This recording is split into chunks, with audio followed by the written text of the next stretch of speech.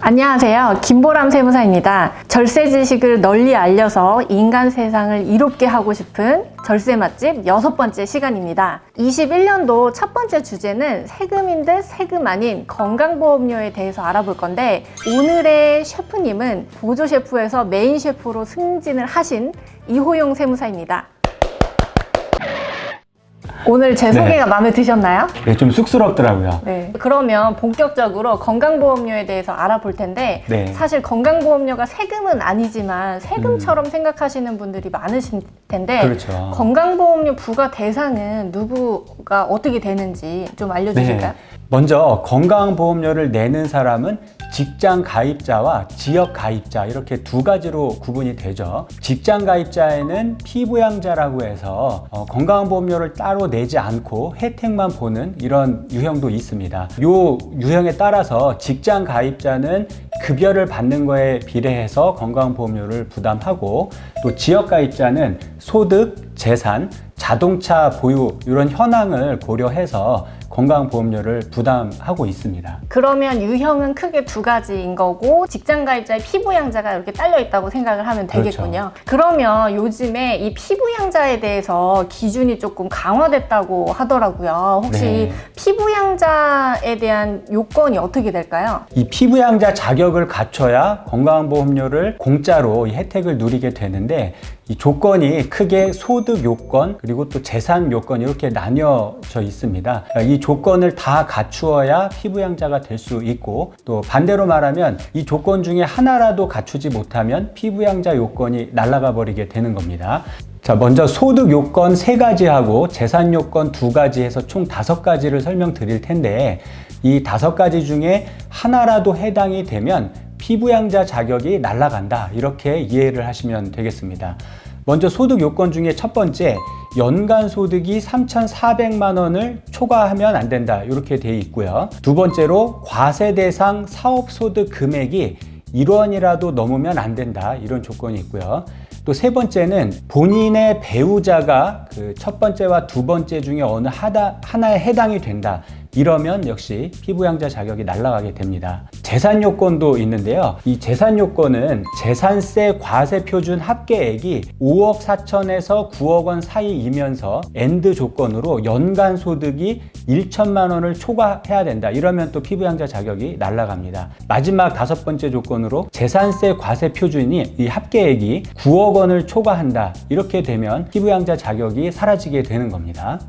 그러면 소득 요건에는 3가지, 재산 요건은 2가지, 이렇게 보면 되겠네요. 네, 그렇습니다. 그럼 말씀해주신 이 소득 요건에서 지금 아까 3,400만 원이라고 말씀해주셨는데, 네. 여기에 전부 다 반영이 되는 건지, 아니면 건강보험료에서 어떻게 이 자료를 반영을 하는 걸까요? 네, 이 연간 소득 기준도 한번 자세히 알아두시는 게 좋을 텐데요. 이 연간 소득에는 금융소득, 사업소득, 근로소득, 기타소득, 이런 그 세무서에 신고하는 소득이 있고요. 이 공적연금 이 소득이 있는데, 이 연금소득은 세무서에 신고하는 기준이 아니라 연금공단에서 연금 수령하는 기준으로 적용을 하고 있습니다. 자세히 보시면 이 금융소득은 이자소득, 배당소득을 얘기하는데, 이게 1,000만 원을 초과하는 금액이 있으면 반영이 됩니다. 과거에는 2천만 원을 초과해야 반영하고 2천만 원이 넘지 않으면 반영을 아예 안 했었는데, 작년 말부터는 1,000만 원이 넘으면 반영한다, 이렇게 되어 있고요. 이 사업소득 같은 경우에는 이 필요경비를 제외한 금액, 이렇게 되어 있습니다. 이게 쉽게 생각하면 매출에서 원가는 빼준다, 그래서 이익에 대해서만 소득으로 반영한다, 이렇게 이해를 하시면 됩니다. 근로소득의 경우에는 근로소득 공제라는 것이 적용되기 전 금액을 적용하는데, 이게 이제 피부양자 조건에 근로소득 얘기가 나오는 거는, 원래 근로자는 직장 가입자가 기본이거든요. 그런데 한 달 채 일 안 했다든가 이런 식으로 근로소득이 있지만 직장 가입자가 아닌 그 경우를 얘기한다고 보시면 됩니다. 자, 그리고 기타 소득의 경우에도 필요경비가 공제된 후 금액을 기준으로 반영한다, 이렇게 생각하시면 되고요. 이 금융소득, 사업소득, 근로소득, 기타 소득은 국세청에서 건강보험공단에 통보하는 자료를 가지고 반영을 하게 됩니다. 여기에서 비과세나 분리과세되는 소득은 일단 통보를 안 하는 걸로 운영되고 있고요. 그 중에서 주택임대소득은 분리과세 소득이라도 통보가 된다. 또 이렇게 세부적으로 다르게 되어 있습니다. 공적연금소득, 이 공적연금이라는 게 공무원연금, 군인연금, 사학연금, 또 우체국연금, 국민연금 이런 것들을 얘기하거든요. 그런데 이거는 과세소득 기준이 아니고 수령한 금액 기준입니다. 이게 세금 부담하는 거하고는 약간 차이가 있습니다. 이 자료는 세무서 자료를 쓰는 게 아니라 연금관리공단의 자료를 건강보험공단에서 가져다 쓴다. 이렇게 이해를 하시면 되겠습니다. 그러면 피부양자의 소득 요건 중에서 이제 종합소득 금액이 금융소득, 사업소득, 네. 근로소득, 연금소득, 뭐 기타 소득 이렇게 있는데 이 소득 중에서도 사실 반영되는 게 다르니까 네. 조금 확인해 보실 필요는 있으시겠네요. 그렇습니다. 그러면 이제 다음에 아까 재산 요건을 말씀해 주셨는데 네. 재산 요건 같은 경우 아까 말씀하신 게 재산세 과세 표준이라고 하셨는데 혹시 그렇죠. 그거는 이제 한번 설명을 해 주실까요? 네네. 재산세 과세 표준은 주택의 경우에는 공시가격의 60%입니다. 그리고 이 주택 이외의 다른 부동산, 뭐 토지나 상가 같은 이런 경우에는 공시 가격의 70%가 과세 표준입니다. 또 해당되시는 분이 많지는 않겠지만 항공기나 선박을 가지고 계신 분들이라면 공시 가격의 100%가 반영이 되는데 여기 해당되시나요 혹시? 제 꿈입니다. 네. 네네. 그러면 피부양자 같은 경우는 소득 요건 3가지, 재산 요건 2가지 이렇게 정리할 네. 수 있는데 이게 사실 2020년도 11월부터 조금 강화됐다고 하는 말들이 있는데 네. 어떻게 된 건가요? 네네. 그러면 그 기준도 한번 자세히 설명을 드려보겠습니다. 네, 건강보험 법령이 개정되면서 작년 연말부터는 금융소득 중에 1,000만 원을 초과하는 소득이 있으면 통보하는 것으로 변경이 됐고요. 그리고 주택임대 사업자도 분리과세 소득이어도 통보되는 것으로 변경이 됐고 또 한 가지 종전에는 사업자이면서 사업자 등록을 세무서에 하지 않고 사업하시는 분들은 연간 소득이 500만 원 이하이면 이 피부양자 자격이 유지되는 이런 내용이 있었는데 주택임대 사업자의 경우에는 이 등록을 하지 않더라도 500만 원 기준이 아니라 과세소득 1원 이상이면은 피부양자 자격이 날아간다. 이렇게 변경이 됐습니다. 이렇다 보니까 이 금융소득하고 주택임대소득이 통보되면서 이 소득 요건에서 이 탈락되는 사람이 늘어났고요. 또 재산 요건 중에 재산세 과세 표준 5억 4천 이상이면서 소득이 1,000만 원 이상이어야 된다. 이 조건을 탈락하는 분들도 늘어나게 된 거죠. 그래서 작년 연말부터는 이제 건보료를 내시는 분들이 많이 늘어나게 됐습니다. 그러면 미반영됐던 주택임대소득이랑 금융소득이 반영이 되면서 건강보험료가 부담이 늘어나면서 뭐 피부양자 탈락하시는 분들도 엄청 많으시겠어요. 네. 그러면 분리과세되는 금융소득에 ISA 분리과세가 되는 그 금액이 있는데 이 ISA는 기준까지는 비과세가 되고 기준을 넘으면 분리과세가 되는데 이 옛날에 규정했던 이 ISA 금융소득도 이제 같이 합산이 돼서 건강보험료가 부과가 되는 건가요? 이 원칙적으로 건강보험 법령상에서는 이 ISA 금융소득 같은 이 분리과세되는 소득도 통보 대상에서 제외한다 이런 말이 들어있지는 않습니다.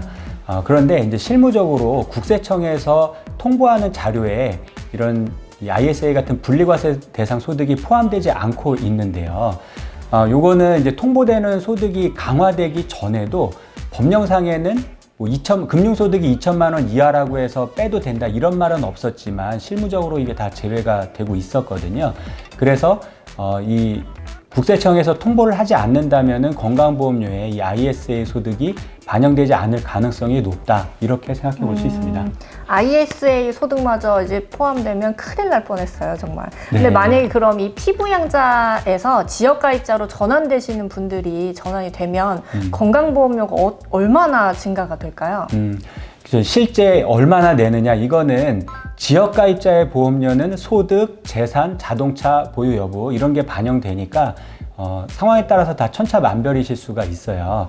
이 연간 소득 3,400만 원을 초과했다. 그래서 딱 그 금액으로 초과를 했으면 1,038점이 나오게 되고요. 여기에 195.8원을 곱하면은 한 달에 약 21만 원 정도를 내게 됩니다. 그리고 이 3,400만 원 기준이 이제 향후에 내려갈 예정인데 이게 2천만 원이다라고 하면은 월 16만 원 정도가 되게 됩니다. 그리고 재산세 과세 표준이 9억을 초과해서 이 피부양자 자격이 박탈되는 경우라면은 내야 되는 금액이 월 20만 원 정도 됩니다. 또 재산세 과세 표준이 5억 4천에서 9억 사이인 이런 구간이면서 소득이 1,000만 원 이상인 분들, 이런 분들은 대략 월 27만 원 정도이거든요.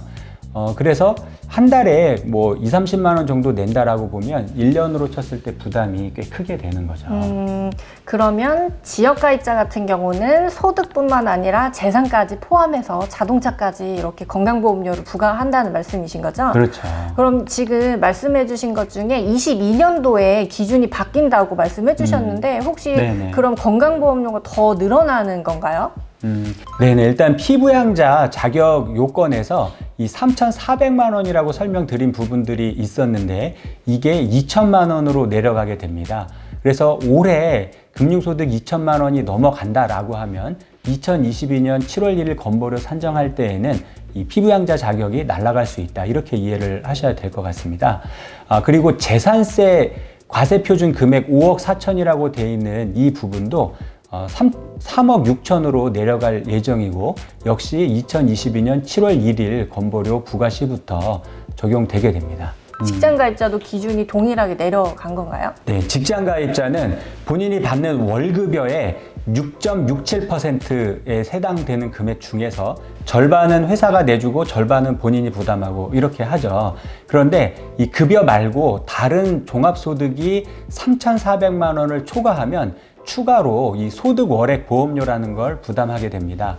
그래서 이 초과하는 금액에 대해서 6.67%로 본인이 100% 부담을 하게 됩니다. 그런데 이때 이 3,400만 원 기준도 2022년 7월 1일 건보료 부과하는 조건 변경될 때 마찬가지로 2천만 원 이하로 내려가게 됩니다. 이상으로 오늘 건강보험료에 대해서 알아봤는데요. 어떻게 꿀 정보였으면 하는 바람이네요. 지금까지 저는 김보람 세무사 이호용 세무사였습니다. 구독과 좋아요 부탁드립니다. 감사합니다. 감사합니다.